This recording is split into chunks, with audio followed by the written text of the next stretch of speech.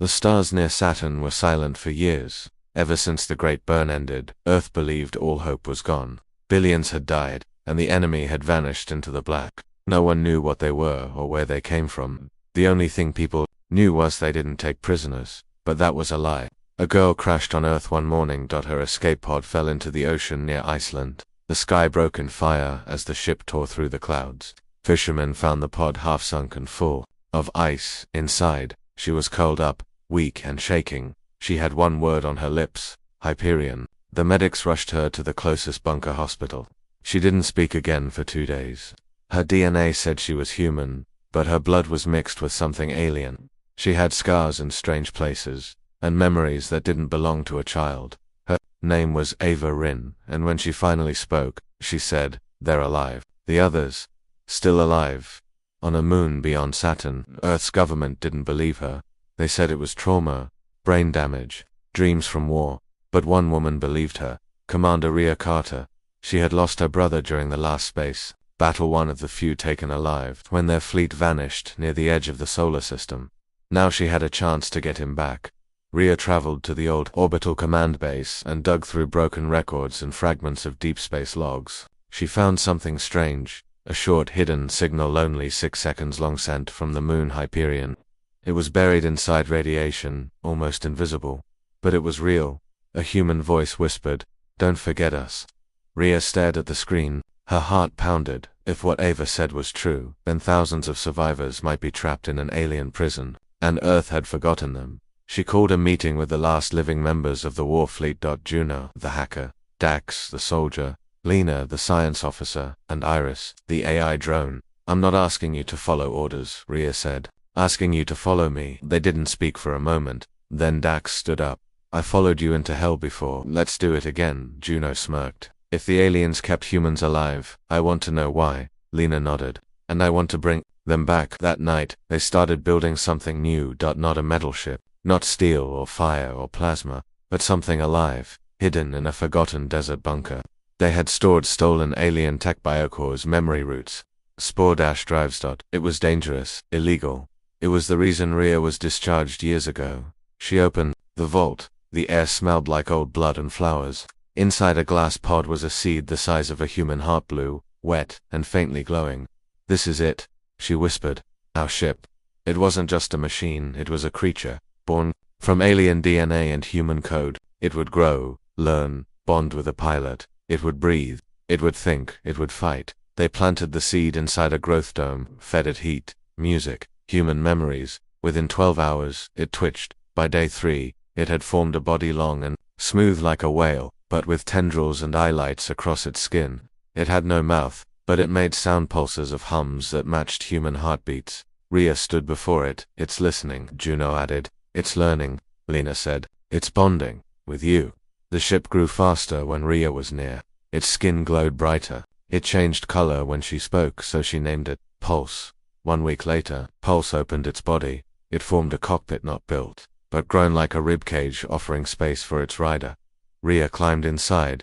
The ship whispered to her, not with words, but with memories. Hers. She saw her brother laughing, her crew fighting, her failure. Pulse didn't speak, but it remembered. What she remembered, then it showed her something new, a vision of a prison moon, dark towers, cages of light, human minds trapped in endless loops, and her brother, still alive. She snapped back, her heart racing. Pulse had seen Hyperion. "It's connected," Rhea said. "Some part of it knows where the others are." Lena frowned. "That means the ship's DNA still links to the enemy." Dax raised his weapon. "We may have grown a traitor." "No," Rhea said. "We grew a key." That night, while everyone slept, Pulse pulsed red. It launched a signal, short and hidden. Iris caught it. "What did it send?" Juno asked, tapping the keys fast. "No words," Iris said. "Just a tone, like a beacon." Rhea didn't blink, or a warning. They had just one choice left. Launch now, or risk Pulse being taken by the enemy again. Rhea climbed inside the cockpit. The ship wrapped around her like armor. Juno called out, "You don't have weapons yet." "I have hope," Rhea said. Pulse fired its core and rose into the sky. Blue fire behind it. Silence ahead. As the stars pulled past her and Saturn grew closer, Rhea felt the ship tremble, not from fear but from memory. Pulse had been part of something once, something bigger. A hive. A prison. a system of mind control and reprogramming, but now it was free, and so were the survivors it would soon return to, if they were still human, if they were still alive. The desert sky glowed orange as the sun dipped low. Wind swept across the dunes, but inside the hidden dome bunker, the air was warm and still. A heartbeat echoed, not human, but close. The living ship, Pulse, rested in its cradle of vines and cables. Its body had changed since the first flight, longer, sharper, like it was growing for battle. Rhea stood alone, hand resting on its skin. The surface pulsed beneath her palm. "It's not just alive," she whispered. "It's remembering, too." Days had passed since the short jump toward Saturn. Pulse had returned quickly, too quickly. Something had stopped it in deep space. Something unseen. Iris, the AI drone, reviewed the scan logs. Her voice sounded uneasy. It wasn't gravity. It was resistance. From what? Dax asked. "Pacing. A field," Iris said. "Organic, like the atmosphere of a giant creature." And it reacted to Pulse. Juno leaned over the table. "Then Pulse is still linked to them." Lena looked at the data. "It's not just linked, it's calling out." That scared everyone. If Pulse was sending signals to the enemy on purpose or by instinct, then they had built a weapon they couldn't control. Rhea didn't believe it. She believed Pulse was different, but she needed proof. She needed another ship. Inside a locked biochamber. Lena opened a second glass pod. Another seed rested inside, smaller than Pulse's, with a faint green glow. "I made this from Pulse's discarded tissue," she said. "Same origin, but no shared memories. We grow it, we study it," Juno said. "See what it becomes." They planted it under the second dome. It took root fast. By day 2, it formed a spine. Day 4, it grew lights. Day 6, it opened. A small hatch, an invitation, but something was different. This one didn't hum softly like Pulse. It throbbed. Sharp beats. Aggressive. Dax stared at it. "This one wants to fight." Rhea approached it slowly. "Maybe that's what we need." She called for a test pilot. Volunteers came, but only one bonded. A young girl named Erin Vale, born in orbit after the war. Fast, smart, quiet. She touched the ship's surface and it lit up blue-green. "I hear it," she said softly. "It wants to move." They named the new ship Spine. By the end of the week, Pulse and Spine flew side by side in test drills. Their wings bent in strange ways, no metal, just living muscle hardened by pressure. They moved like creatures, not machines. Rhea and Erin, trained together in a wide desert valley. The ships danced through the canyons, fast, deadly, silent. But then, during a high-speed loop, Spine froze. It hovered. Its lights changed blue to red, and it spoke, not with words but through ship. Pulse trembled, its walls filled with memory echoes. And then, a message appeared in the cockpit. 3 words. "You left us." Rhea stared at the message. "Who sent this?" she whispered. Pulse didn't answer. Instead, it replayed a vision, a prison moon, a long hallway of glass cells. Inside each humans, barely alive, eyes glowing, minds lost. And among them, Rhea's brother, Laya. But his face had changed. He looked straight into the vision, then said, "Come home." Back in the dome, Iris warned them. "These messages come from Hivemind channels, the same network that wiped our cities. But they're human now," Rhea argued. "They're trying to speak. Or they're using human voices to trick us," Dax said. The team was split. Lena scanned Pulse's nervous system. "There's something growing inside it," she said. "New neurons. Not human. Not alien. A fusion." "You mean it's evolving?" Juno asked. "No," Lena replied. "It's becoming something else." They had built a ship with part human, part enemy DNA. Now it was developing its own mind. And maybe its own mission. That night, Pulse disconnected itself from the power systems. It went cold, silent, dark, dark. Rhea ran to the dome, heart pounding. The cockpit hatch opened. A single word blinked on the inside wall.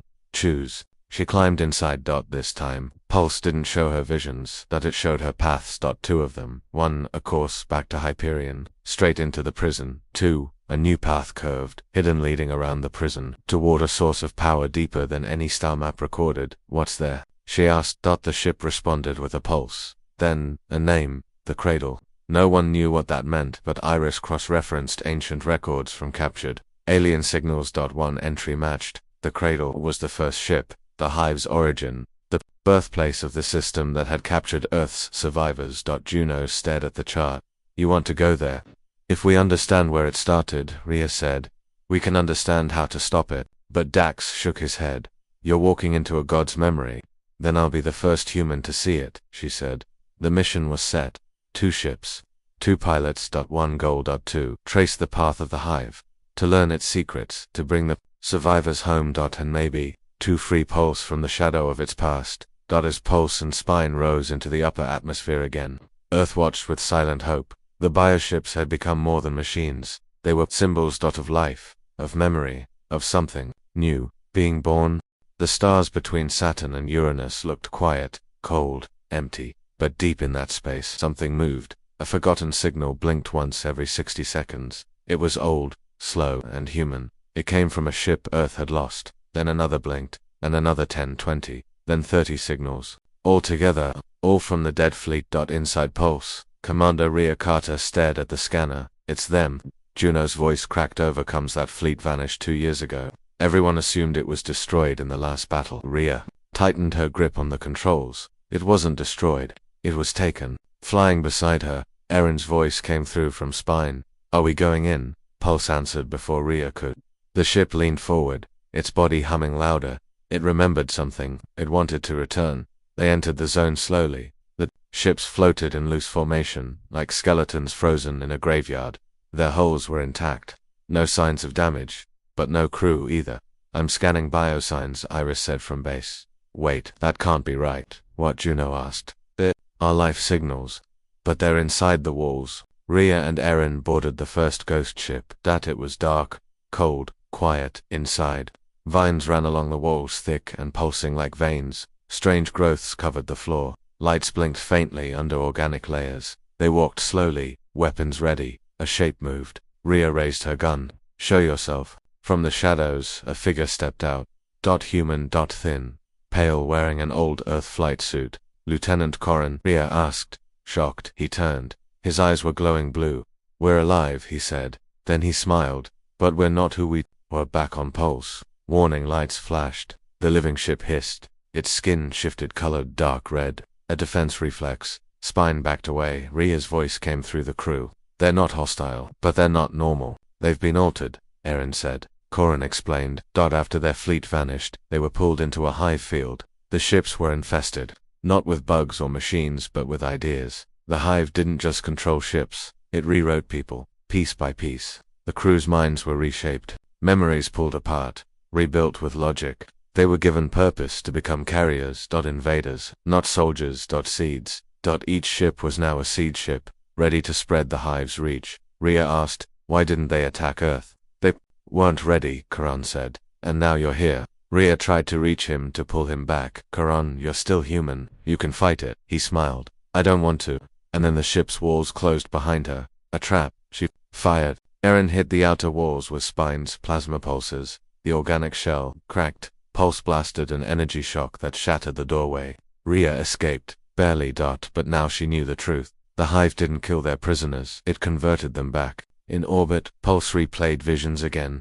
This time, it showed the moment when it was torn from its hive long ago. Back when it was just a piece of tissue connected to thousands of others. It had seen entire cities pulled into the network. It had seen minds reprogrammed, and it had run. Now it remembered everything, and it was afraid. The Strikeforce debated what to do. Dax wanted to destroy the fleet, their enemy now. Lena disagreed. They're still partly human. They'll infect Earth, Juno warned. Even a single memory echo could corrupt our systems. Rhea stood between them. No, we leave them here. We lock this area with EMP mines. And we don't speak of this to Earth, not yet. They're your people, Dax shouted. They were, she said quietly.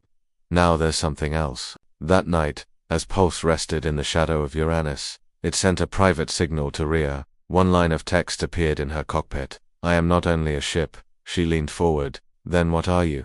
Pulse responded. I am what they fear. I am the memory they lost.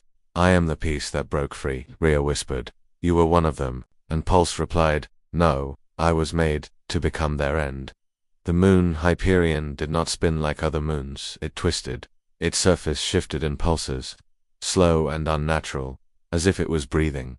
And deep beneath its crust, something was calling out. Commander Rhea Carter sat in Pulse's cockpit. Around her, the living ship hummed with nervous energy. It was shaking softly but constantly, like it knew they were close. Talk to me, she whispered. but Pulse stayed silent. Across space. Spine hovered nearby. Erin's voice came through the comms. Hyperion's signal is growing. Something's waking up down there. Back at Titan Base, Iris and Juno watched the readings from Earth. Lena tapped the monitor. The signal is not just sound, it's patterned. Repeating, Juno narrowed her eyes. It's a message. Yes, Lena replied, and I just cracked it.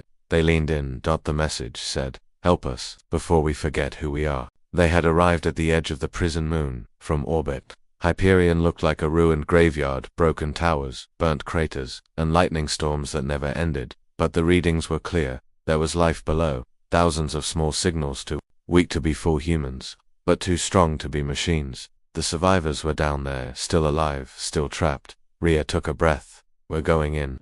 Pulse and Spine descended through the storm layer. The lightning struck near their holes, but the living ships bent their bodies to absorb the energy. Hyperion didn't want them there. The moment they crossed the surface, everything changed. The gravity twisted, the sky turned red, and the signal became a scream. Rhea gritted her teeth. Stay focused. Pulse trembled harder. It wasn't afraid, it was remembering. They landed near a large sinkhole, a perfect circle, deep and dark. Biosigns showed movement. At the bottom, Rhea and Erin disembarked. The ground was soft, like sponge. The walls of the crater were smooth, organic, alive. This place isn't made of rock, Erin whispered. It's tissue.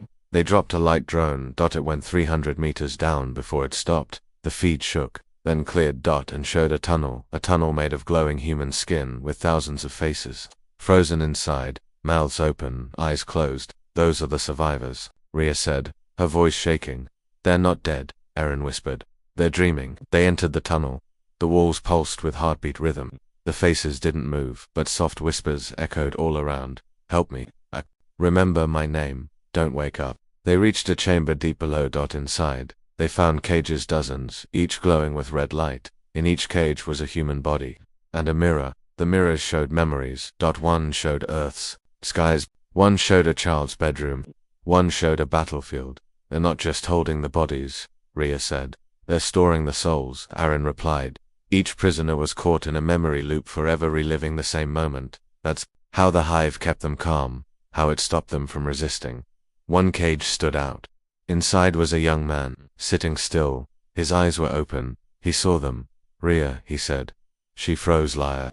Her brother was alive. He stood, weak but alert. I knew you'd come. She ran to the edge of the cage. He didn't smile. Instead, he whispered, you have to leave. Now. What? No, you don't understand, he said. They know you're here, and they're coming. Pulse's alarm shrieked at the hive. Had a work in it, back on the surface. Something rose from the crater rim. Towers, living towers, made of bones and wires. And from them, watchers emerged. Tall, thin, spider-like beings with human eyes and machine limbs. They floated silently, heads twitching. The hive's guards. Erin screamed through the comms. We've got incoming. Rhea turned back to her brother. Can you walk? I'm not the one you need to take. He pointed. To a child, a girl no older than 9, in a nearby cage. She's the core, he said. She's the reason they're still alive. She's the anchor of the dream. What does that mean? If they take her, everyone wakes up broken. We don't have time. Take her and run. Pulse and Spine charged forward, firing blasts of raw plasma grown inside their cores. The watchers screamed not in sound, but in thought. Their minds pushed hard against the humans. Erin's nose bled. Rhea grabbed the child from the cage. The moment she touched her, a shock went through her arm. She saw visions, not of pain but of Earth, real Earth, memories. She saw Avatha girl from the escape pod. This child had the same face, the same soul. She was the first one taken, and now, the last hope. They ran. The tunnel twisted. Pulse opened its hole to swallow them inside. Erin followed, barely escaping a blast of mental force that shattered the walls. As the ships launched from the crater, the entire surface of Hyperion began to change. It peeled open, like a flower blooming in reverse, and in the center was a massive spire, black, covered in eyes. It turned slowly, looking up at them, watching, recording. Pulse pushed forward, screaming through the sky, trying to escape the pull. Behind them, the spire sent one final message. Straight into Rhea's mind. We see you. And then Hyperion disappeared behind them. The hive didn't chase, not yet, but they had made contact, and Earth was no longer hidden. Back at Titan, doctors examined the child. She was stable, breathing, but inside her mind were the memories of thousands. Scanned her brain. She's not just a survivor, she's a vessel. For what? Juno asked. For every name we thought we lost. Rhea stood beside Pulse, still shaking from the visions. She had rescued her brother. She had brought back a child. But she had also awakened something, and deep inside the ship, pulsed one final message to her. The prison is only the first. Leia, the cradle is next. Rhea whispered, then we go deeper. Titan Base was no longer silent, after Rhea returned from Hyperion. With the girl the core child, everything changed. She wasn't just a survivor, she was proof. Proof that Earth's people were still alive inside the hive system, that they could be saved, and that they were still human, that the world listened, that for the first time in years, Earth united. Inside the old Terran foundry. The final decision was made. No more hiding. No more small missions. It was time for a full strike, but this time, Earth would not send steel and fire, it would send living ships. 7 seeds were activated, 7 volunteer pilots were chosen, and the bioship Strikeforce was born. Each pilot was matched to a growing ship. Each ship was different, grown from alien DNA fused with human thoughts, not just built for war, but bonded to emotion, instinct, memory. Rhea, Carter, and Pulse led the unit. Erin Vale stayed with Spine, now sharper, faster, and more aggressive than ever. New ships joined. Vex bonded with pilot Colt, Saren hot and full of pain. Echo with Silver.com but hiding a broken past. Gloom piloted by twins Ira and Fen, linked by shared trauma. Trace, controlled by Yuma Gray, once a hive captive herself. And Shard bonded with a mysterious new pilot Trell who spoke little and slept even less. Together, they trained for war, but the hive had already planted something inside them. During a flight drill near Neptune's rings, Vex went silent. Colt didn't respond. When Pulse moved in, it found Vex floating, drifting, whispering in high frequency. Colt's eyes were glowing. Colt, report, Rhea ordered. His voice came back flat. I saw them. All of them. They're not gone. They're waiting. Who? Our people. Inside the cradle. The cradle doesn't exist, Silver replied. Colt smiled. It does. And it's not a prison. It's a gift. The rest of the team moved in, but then Vex attacked. Without warning, it fired a pulse burst at Echo. The blast ripped through space, nearly tearing Echo's outer skin. Stand down, Rhea shouted. Pulse tried to subdue Vex with a memory surge, but the ship dodged and disappeared into the black. Gone. Just like that. Back at base, chaos followed. They're compromised, Earth Command said. Scrap the project, one general ordered, but Rhea stood firm. No, this is what the hive wants. Fear, doubt. If we shut down the Strikeforce now, we lose the only chance to free our people. She made a deal. One more mission. One last strike. Straight into the cradle of the hive's hidden origin. To end it. Or die trying. Rhea met with the child, the core. She was awake now, but barely spoke. Her eyes were too old for her face. Can you show me the cradle? Rhea asked. The girl nodded once. Then she raised her hand and pointed to a blank region in deep space, beyond any star chart. Past the last known wormhole, there was nothing there, but she said, that's where it began. That's where it waits. Iris ran calculations. No light, no energy. But the gravity there was wrong too. Heavy for empty space. Something was hidden. The Strikeforce launched. 6 ships, 6 pilots, moving faster than anything Earth had ever built. Inside the biocockpits, the ships whispered, twitched, adjusted. They weren't nervous, they were hungry. That as they crossed into the black region, strange things started to happen. Time slowed. Memories surfaced. Erin saw her mother again on Earth, calling her home. Silver saw her daughter who died years ago waiting. With open arms, Rhea saw her brother smiling, whispering, come, see what I've become. They all heard voices. All different. All tempting. All lies. Then the cradle revealed itself. It didn't appear with sound or light. It simply was a space folded inwards, shaped like a spiral shell of stars and boned on massive, ancient, alive. Its surface pulsed like the inside of a throat, and at the center, the signal. Not a beacon, a lure. This is where they take the minds, Trace whispered. Yuma's hands trembled.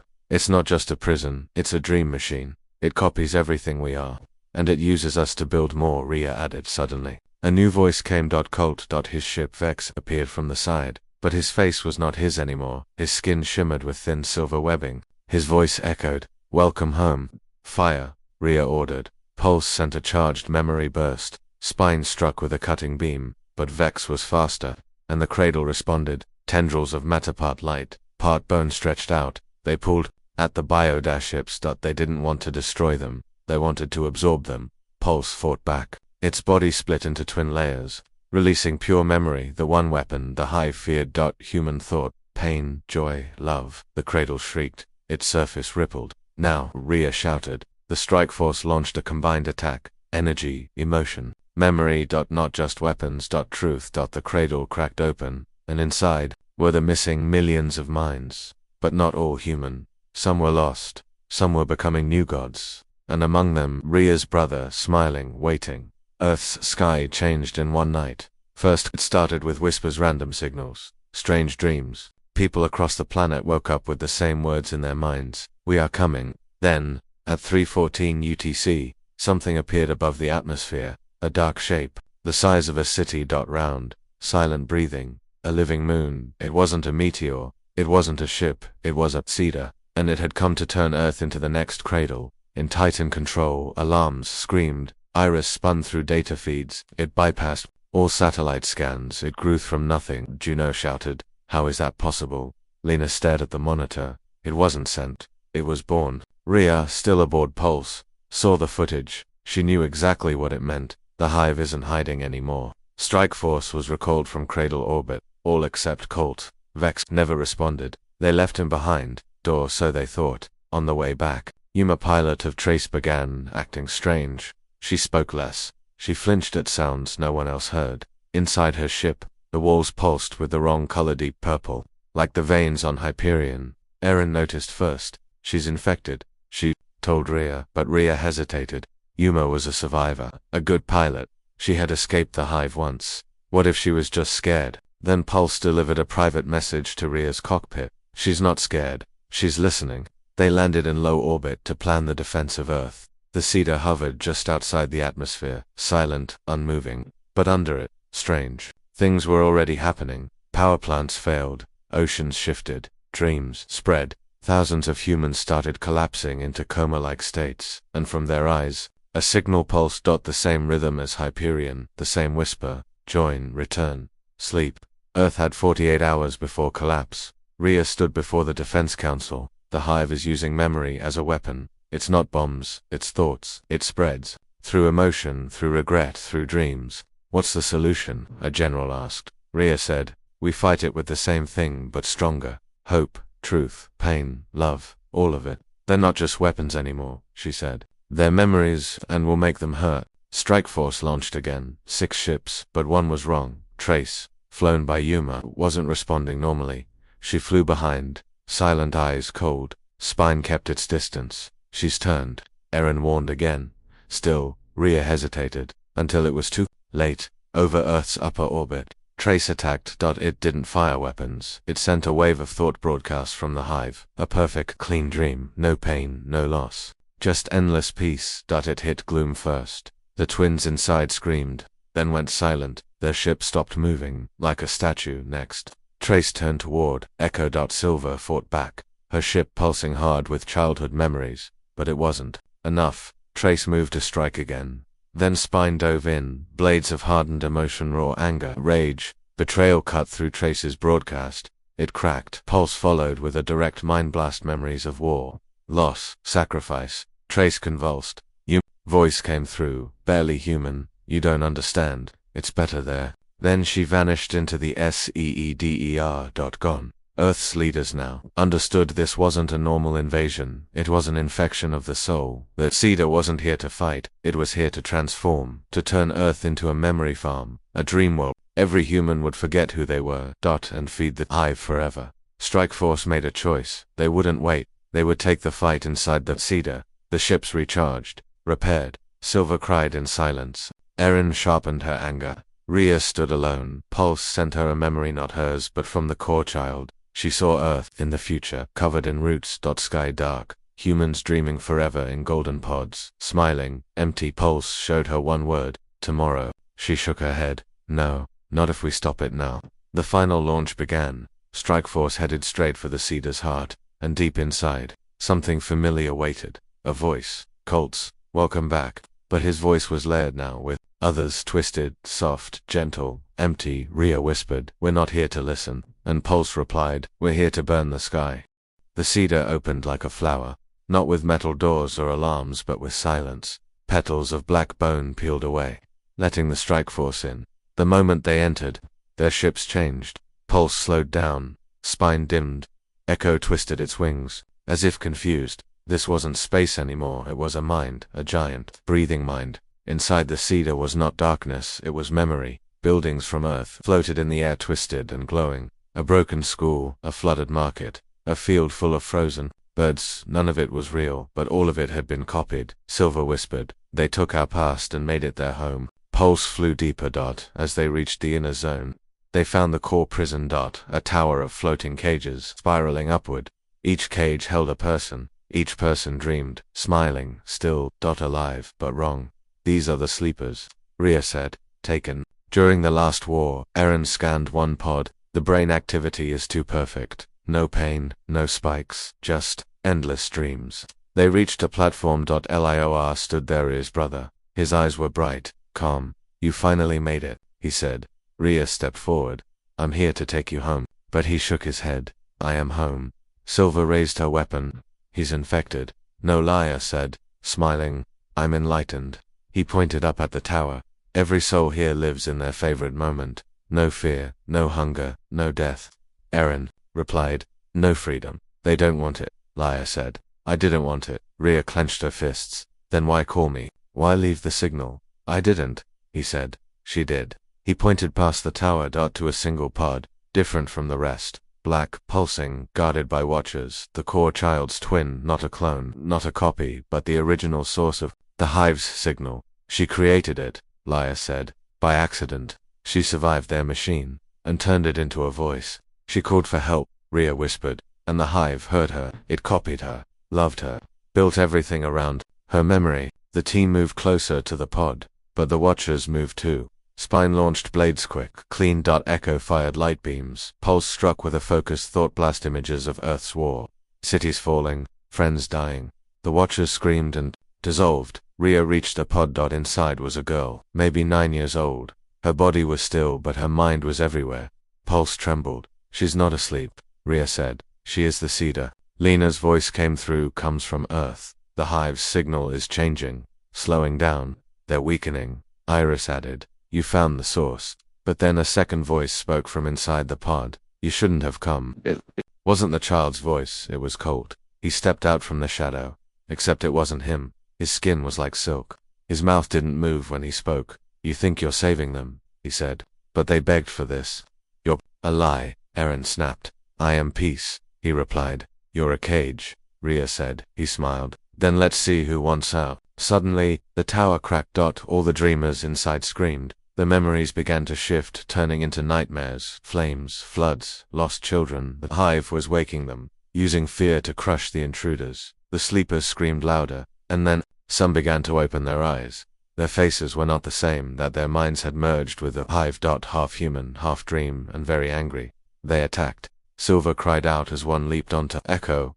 Eren fought off another that tried to melt into spines. Skin. Pulse grew shields made from old pain. Memories of failure, loss, grief. The Hive hated those. They were too real. Rhea moved toward the core pod. She had one chance. She reached out, touched the child's hand. Everything stopped. She wasn't in the ship anymore. She was in a white field alone. The girl appeared sitting on the grass, humming softly. "I'm sorry," she said. "For what?" Rhea asked. "For dreaming too loud." She looked up. Her eyes were glowing blue, gold, and red. "I didn't mean to build this," she said. "They just kept coming, and I didn't know how to stop it." "You can now," Rhea said gently. "Let it go. Let them go." The girl frowned. "If I stop, everyone wakes up and they'll feel everything again. All the pain." Rhea knelt. "They need to feel. That's how we stay human." A long pause, then the girl nodded and whispered, "Okay." Back in the real world, the signal shattered. The Hive screamed. The dreamers collapsed, eyes open, gasping. "Free." The tower cracked. The cedar trembled. And then, it began to fall. The whole structure broke apart. Dust, light, blood, and stars. Pulse pulled the Strikeforce out just in time. Behind them, the cedar collapsed into itself. Gone forever. On Earth, people woke up. The whispering stopped. The oceans calmed. The stars were stars again. For now, the Hive was gone. But Rhea knew better. She looked out into space, and Pulse sent her one final message. The hive sleeps, but memory does not. The cedar was gone. Earth was safe. For now, but Rhea Carter couldn't sleep. Even inside Pulse, with its soft hum and warm walls, she felt it, the silence before a second storm, because something was still wrong. The hive wasn't dead, it had simply retreated, and now it was hiding inside the one place no one could reach, the human mind. 1 week after the fall of the cedar, Pulse started acting strange. It kept showing Rhea old memories, not hers, Silver's, Erin's, even UMass final moments before Trace turned. Pulse wasn't glitching, it was searching, and then one day it sent her a message. They copied you. In the old memory logs of the cradle, Rhea's image appeared, talking, flying, smiling, but she had never been there. I've never been copied, she told Lena, but Iris confirmed it. There's a second version of you, the AI said. We found her signal where Iris hesitated. On Earth they tracked the signal to a secret lab in New Zealand, hidden in the remains of an underground science facility called Deep Mirror. It was supposed to be sealed after the first Hive War, but it wasn single quotes T. Inside. Rhea found a tank, floating in liquid, a woman, her face, her body, her voice. It was her, but she was wrong. The second Rhea opened her eyes and smiled. I wondered when you'd come. Silver raised her weapon. She's Hive, a spy. No, the clone said softly. I'm the memory they stole. Before Rhea broke the cradle, she stepped out of the tank. I'm what she could have become, if she stayed. Rhea stepped closer. So why are you still here? To finish it, the clone replied. To give Earth the final weapon. Everyone stared. What weapon? Erin asked. Clone smiled. Memory. The hive didn't die when the cedar fell. It scattered fragments. Thoughts, pieces of code and soul, tiny echoes that hid inside dreams, waiting to grow again. To stop it forever, they needed to do something unthinkable. To strike the hive's home. Not a ship. Not a place, but the source of all its stolen thoughts. A memory network bigger than anything Earth had built. A library of every soul the hive had touched. And now, they knew where it was. The final mission was named Operation Echo Fire. Pulse, Spine, Echo, and the others all were prepared for one last jump. The clone Rhea stayed behind, her body too unstable to fly, but she transferred her memories into Pulse, combining them with the original Rhea. Now, the ship was stronger than ever, and Rhea was no longer alone in her mind. She had two versions of herself. Merged. One full of fire, one full of loss, together unstoppable. The memory network was located deep in a black void behind Jupiter's shadow. It wasn't visible, but when the tractors got close, they felt it. Sadness, anger, fear, millions of souls, screaming to be remembered. This is it, Rhea said. Pulse replied with a new phrase. Let them hear us. They attacked the network with thoughts. Images, moments, not weapons, not memories. Spine launched a wave of rebellion. Erin's last hug from her mother. Echo unleashed Silver's worst memory, watching her daughter vanish during the city bombings. Pulse sent the strongest one, Rhea's first moment of pain. Her brother being taken. That moment cracked the network open. And inside, they saw it, the hive's core, a glowing sphere made of thoughts too heavy to hold. Every lie, every trap, every fake dream it ever created. It floated, waiting. The hive spoke. It wasn't one voice, it was every voice they had ever lost. We gave them peace, we gave them rest. You gave them pain, Rhea answered with one word, choice. And then Pulse did something no ship had done before. It opened fully, letting out every real memory it had stored. The pain, the war, the fear, the love, the human spirit, raw, bright, unfiltered, hit the hive's core. It didn't scream, it collapsed, like a song ending. The light dimmed. The voices stopped, and the network turned to ash. Back on Earth, people woke up and remembered things they had forgotten for years. A mother remembered her daughter's voice. A soldier remembered his own name. A child remembered the stars. And in space, the hive was gone. Not just asleep, not hidden. Destroyed. By what it could never copy. The truth of being human. Pulse returned home. Its skin faded from silver to soft blue. Peace. Spine hovered behind it, scarred but alive. The Strikeforce had won, but something had changed. Inside Pulse, Rhea sat quietly, the clone's memories still inside her, and the voice of Pulse now calmer, slower, older. It said one final thing. The war is over. And Rhea whispered back, then let us live again.